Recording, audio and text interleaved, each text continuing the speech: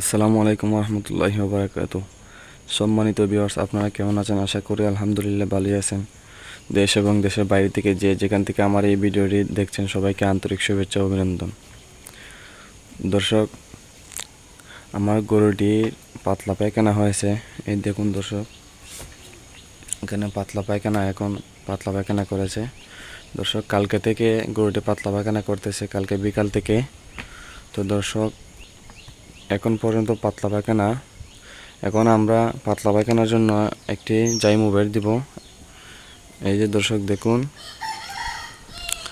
জাইমোভেটটি আমরা এখন ফুলটি এই গরুকে আমরা দিয়ে দিব। তারপরে দর্শক বিকালে আরেকটি জাইমোভেট দিব। দর্শক, যদি আপনাদের কারোর গরুর পাতলা পায়খানা হয়ে থাকে, আপনারা জাইমোভেট দিবেন। তারপরে দর্শক, যদি কাজ না হয় তাহলে দর্শক আপনারা অন্য ট্রিটমেন্ট নেবেন। এখন দর্শক, আমরা এখানে জাইমোভেট দিয়ে দেব। এখন এখানে শুধু গুঁড়া রয়েছে, ধানের গুঁড়ায় অল্প একটু পানি দিয়ে আমরা জাইমোভেটটি দিয়ে দিব।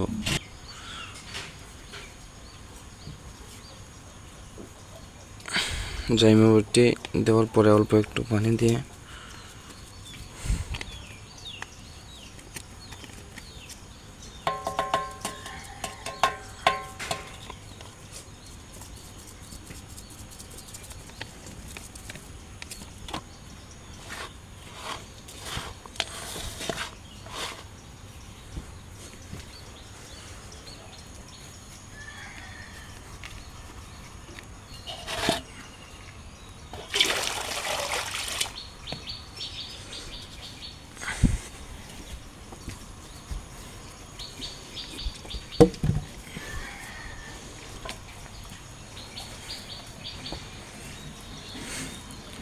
দেখুন দর্শক, গরুটি কিন্তু কাচ্ছে, তার মানে গরুটির বদহজম হয়েছে। বদহজম হওয়ার কারণে দর্শক গরুটি পাতলা পায়খানা করছে। দর্শক, গরুটি কিন্তু অনেক পরিবর্তন হয়েছে খামারে আনার পরে। আজকে দর্শক 20 দিনের মতো, 20 দিনে গরুটি অনেক পরিবর্তন হয়েছে। তো দর্শক, কী ফলাফল হয় আমি অবশ্যই আপনাদেরকে জানাবো পরের ভিডিওতে। সবাই ভালো থাকবেন, সুস্থ থাকবেন। আসসালামু আলাইকুম ওয়া রাহমাতুল্লাহি ওয়া বারাকাতুহু।